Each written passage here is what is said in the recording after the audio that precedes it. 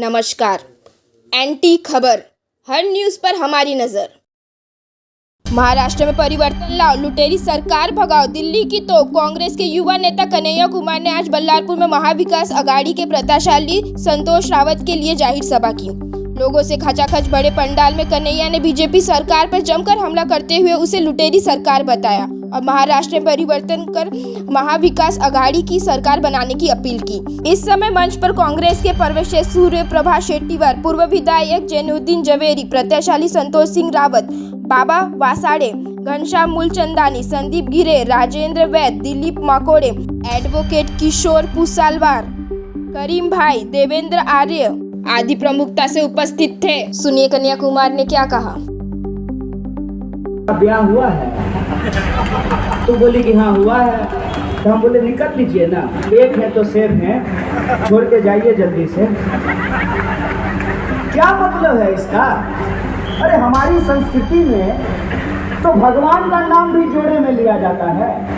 राधा कृष्ण कहते हैं, सीताराम कहते हैं, गौरी शंकर कहते हैं। क्या दिक्कत है? हमारे यहाँ तो बैलों का भी जोड़ी होता है, हीरा मोती। हम कहते हैं लुटेरों का भी जोड़ी है, रंगा और बिल्ला। ये नारे का मतलब क्या है? तब समझ में आया कि अच्छा, इन्होंने लगता है अंबानी जी को भी छोड़ दिया।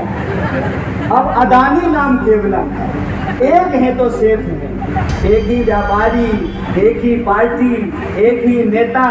मैं कहता हूँ जनता अनेक है, जनता 140 करोड़ है और जनता के हाथ में वो ताकत है कि वो इस देश को एकजुट रख सकती है। इस देश की एकजुटता के लिए, अपने हक और अधिकार के लिए महाराष्ट्र में परिवर्तन की जरूरत है। और ये परिवर्तन इसलिए कि अपने रोजगार, अपनी संस्कृति, अपना स्वाभिमान और इनको बचाने के लिए इन गद्दारों को जवाब देने की जरूरत है। इन्होंने पूरा का पूरा खेल जो किया है महाराष्ट्र में, वो सिर्फ इसलिए किया है कि इनकी नज़र महाराष्ट्र के भीतर नासिक पर है, पुणे पे है, नवी मुंबई पे है, मुंबई पे है, ठाणे पे है, चंद्रपुर पे है, विदर्भ पे है, नागपुर पे है।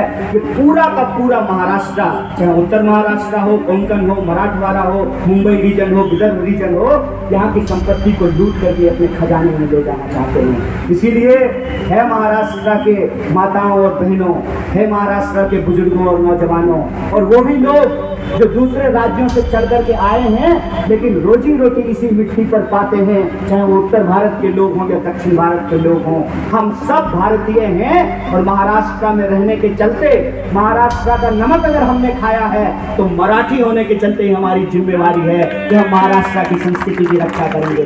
बोलिए, आप सब तैयार हैं? परिवर्तन होगा। रावत साहब चिंता मत कीजिए, लगाने दीजिए उनको बैनर।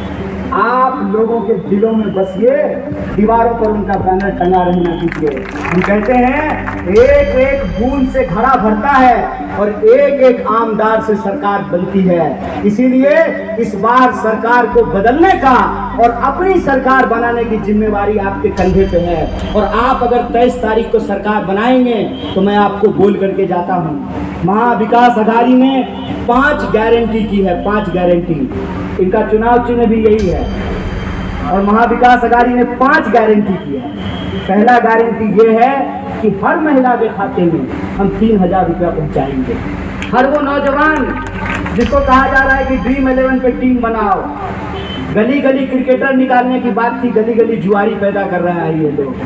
वो नौजवान जो पढ़े लिखे हैं, जिनको रोजगार नहीं मिल रहा है, उनके लिए 4000 बेरोजगारी भत्ते का इससे जो है हम लोग शुरुआत करेंगे।